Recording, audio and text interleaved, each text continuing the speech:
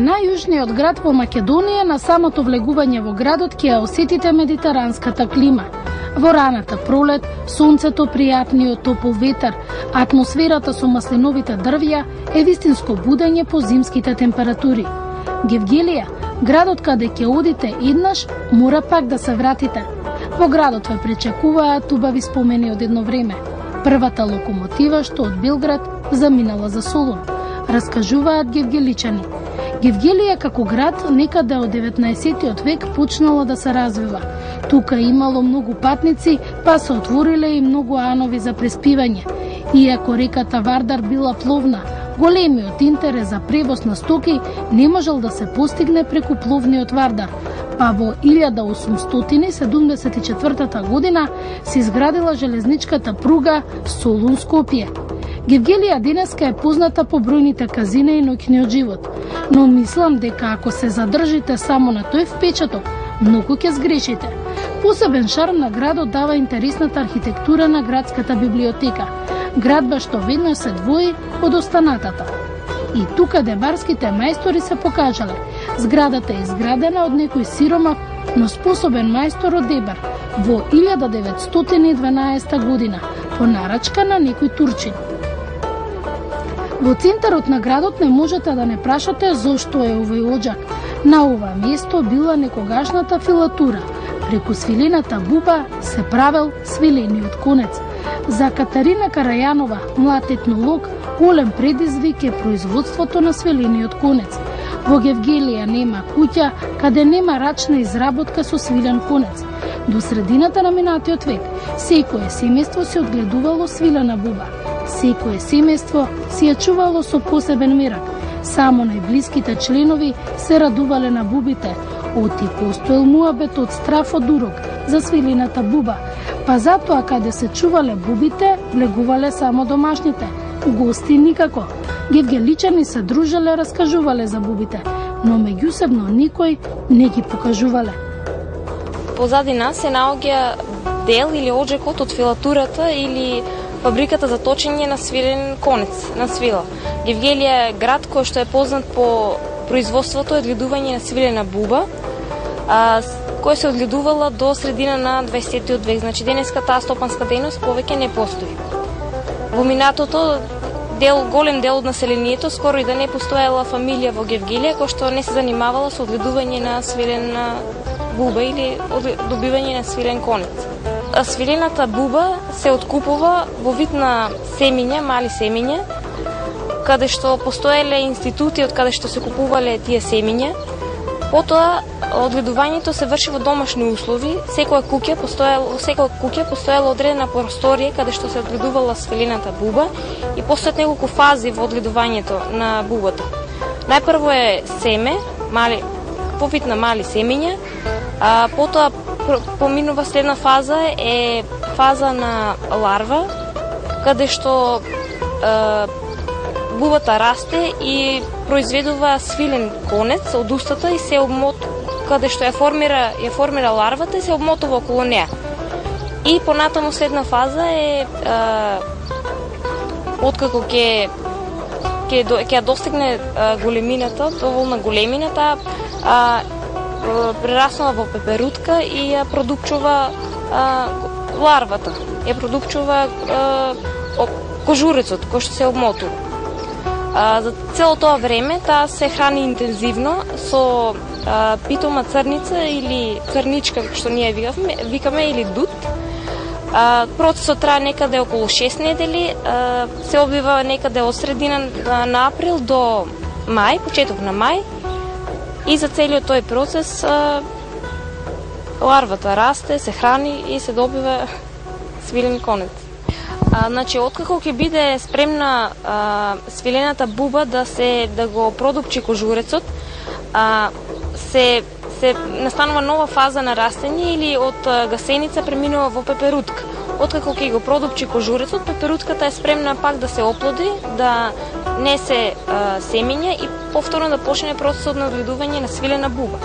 А додека дел од кожурците не се оставаат или не доаѓаат до фаза на продукчување на кожурекот и раст на пеперутката, туку се носат токму во филатурата, односно фабриката за свилен конец, каде што се ставаат во жешка вода кожурците, се ставале, или пак се печеле во печки, специјални печки за печење свилена буба, и од таму потоа со влачење се добива свилен конец.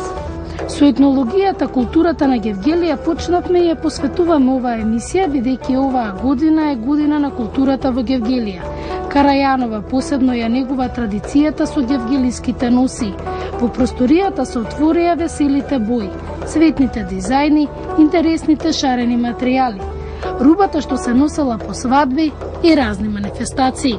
Носијата која што е пред нас е од миравци, значи миравчка носија, машка и женска. Машката носија, која што сега не е комплетна, ја носеле русалиите, или тоа се обредни дружини, познати од овој крај, кои што изведувале одредени обредни игри во точно определен период, односно периодот од Водици од Божик до Водици, до Богојавление. И за тој период е исполнет со одредени обредни активности за одредена цел, односно заштита од зли сили или зли духови кои што се појавувале или обстојувале во овој период. Инаку тоа се обредни дружини кои што игрите ги изведувале во тој период, но сега повеќе не ги изведуваат. А носиите најповеќе ги носат културно-уметничките друштва, стилизирани, значи оригиналните носи не се носат, и ги културно-уметничките друштва, фолклорните ансамбли кои што ги изведуваат русалиското оро и само тогаш ги носат. А женската носија исто така ората од овој крај, кога ги изведуваат културно-уметничките друштва, тогаш ги носат. Капава е посебно интересна. Оваа носела невеста некоја порано или која носа? Значи овој дел од облековниот женски инвентар се носел и за време на празници, ја носела невестата, но се разбира била понакитена, била со поголем број елементи, поукрасни елементи. Посебно интересна и весела е шапката, дел од носијата на невестата. Не можев да не одолеам да не ја пробам, но секако уште поинтересно му било на мојот колега снимателот, па секој детаљ од мојата љубопитност ја снимал. Но ова не било ништо од украсување на капата. Истата можела уште повеќе да се кити со цвеќење и монистра. Се разбира, се во духот на каква прослава требало да има. Кога прашавме што е нешто посебно што го има само во Гевгелија, ни рекоа: мора да го снимате голиот човек. Мора да признам дека ме збунија, но веднаш ни смеја ми рекоа: никој не шета гол низ Гевгелија, туку има дрво што се вика гол човек. Дрвото нема силна кора како другите дрвја, туку таа е мазна и лушпеста. Па во одредени периоди во годината дрвото како да се соголува и затоа и го добило името. Во овој период од годината е облечено, се смеат гевгеличани.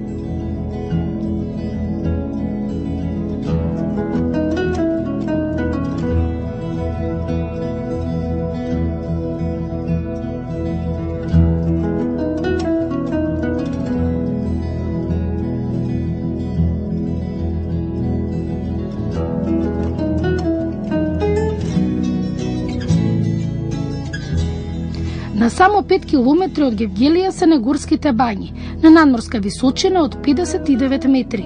Во Македонија, оваа бања е на најниска точка. Прошетката околу бањата е приказна од рајот. Убав воздух, преубава природа. Тука има природна лековита вода, која во комбинација со јасеновата шума е вистинска комбинација да уживате. Во бањата има 2 базена, еден со врила вода и другиот со ладна вода. Експертските испитувања покажале дека овде успешно се лечат многу заболувања, но и да создадете една убава здрава навика, може да заминете и да уживате во прекрасниот воздух и лековитата вода. Негорските минерални бањи се здравствена установа, односно природно лечилиште, во кои се обавуваат медицинска рехабилитација и физикална терапија, односно болести што се лекуваат во негорските бањи, тоа се болести на локомоторниот апарат, состојби по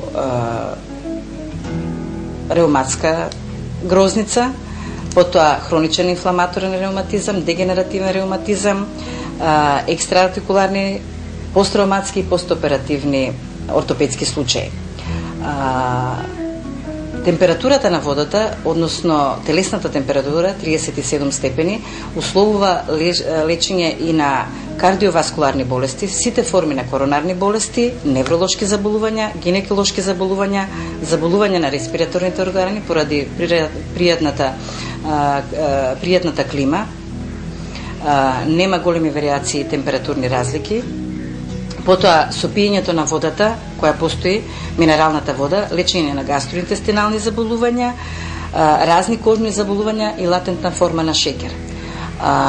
Нашата установа располага со два базена, од кои едниот е 37 степени, тоа е поладниот базен, и потоплиот 41 степен.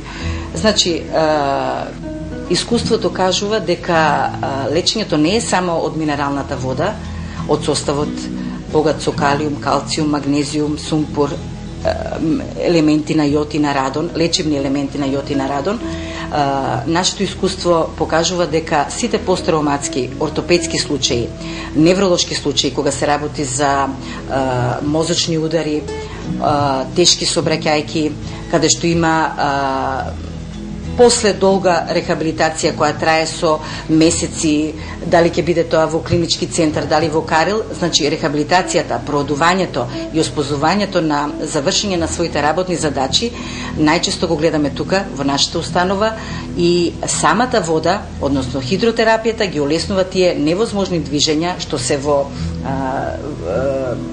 вообичаени на пациентите кога сакаме да го проодиме или да го дигнеме, да го вертикализираме, тогаш со водата успеваме да ги направиме сите тие можни покрети што не се возможни во кинезисалите.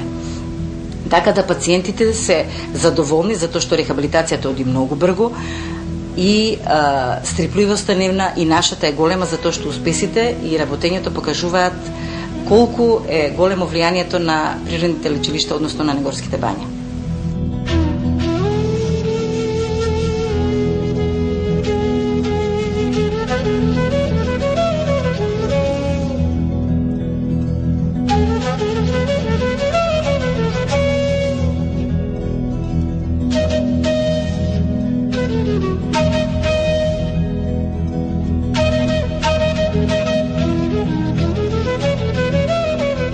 По прошетката низ бањата, рекреацијата не завршува тука. Гевгеличани имаат богата историја. Ископувањата секој ден носат нови изненадувања. На десната страна од реката Вардар. Местото се истражува од 1994 година и досега се пронајдени 6 различни населби, почнувајќи од бронзата. Археологот Емил Сламков вели дека тука има и нови податоци.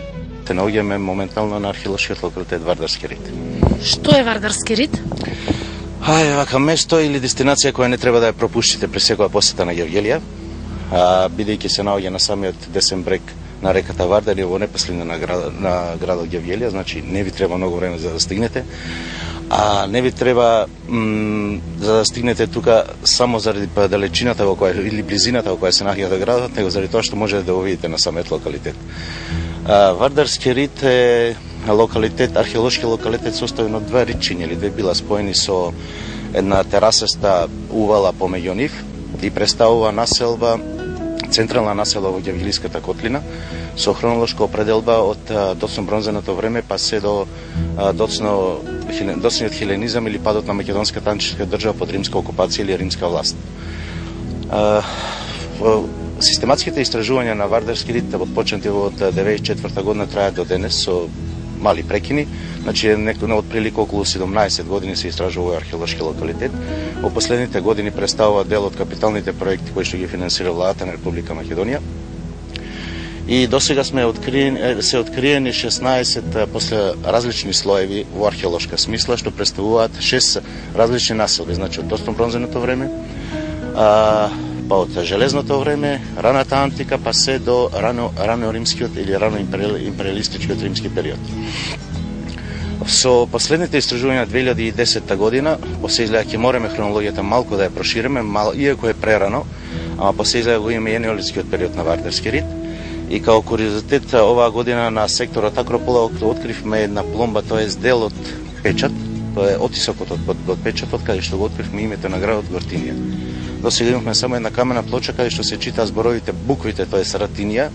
Имавме некоја резерва према тоа како да го именуваме градот, инаку посведочен во историските извори, каде што се вели дека во 429 година пред нашата ера, при походот на Ситалк, тоест на одрискиот крал Ситалк во Македонија, еден од градовите кои што ги освоил бил градот Гортинија во потечењето на Долен Вардар. Значи од 2010 од прошлата година со овие истражувања сме сигурни дека се наоѓаме на градот Гортинија, античкиот град, македонскиот антички град Гортинија. Што се имаме откриено од освен недвижните остатоци кои што ќе ги видиме тука на локалитетот, е неблагородно ги набројам, нега вака ќе ги набројам како групи покрај движните наводи, покрај онаа садовата керамика што ја имаме во огромни количини, значи трпезна керамика, луксузна керамика, амбалажни садови. Потоа имаме голем број на теракоти, калапи за теракоти, што ги потврдуваат производството на самиот локалитет и покрај оние откриени 11 печки за печење на керамика и овие калапи. Значи не се изработувала само садовата керамика, значи и луксузни предмети на самиот терен, населението изработувал. Метални предмети, монети и куќи богати куќи од вториот век. Значи некаде после Александар Македонски градот бил најмногу распространен, тој си имал најголем обем. Значи во третиот и вториот век, со новата реформа што е спровел, архитектонска реформа што е спровел Антихон Гона, тоест нова градска шема на целиот град. Позади нас се наоѓа градската стоа, единствениот јавен објект што е откриен на Вардарски рид. Значи градба со јавен карактер, каде што, еве да го парафразираме, тоа е градба што во денешни услови што е било трговски центар, значи место каде што се вршила размената на сите добра што овој град ги тргувал и купувал и продавал. Таа е делумно и конзервирана, како што може да се види во позадината, престои нејзината конзервација, како и на другите сектори кај што имаме работено. До сега имаме работено на вкупно на 4 сектори, ова е јужната тераса кај што сме сега, потоа секторот Акропола позади нас, секторот Источна тераса и секторот Некропола на југозападниот дел на соседниот рид, каде што во последните 2 години се откриени гроби од доснобронзениот период. Значи, покрај населбата веќе ги покријаме и ги затвараме фактички археолошки речено сите овие хоризонти на живење и со погребувањето. За на крај, нашата прочетка во Гевгелија ќе ви ја раскажеме приказната за името на градот. Според една легенда за настанок на името Гевгелија, се смета дека некој дирвиш кој дошол и не сакал да си оде од Гевгелија, бидејќи многу му се допаѓало местото.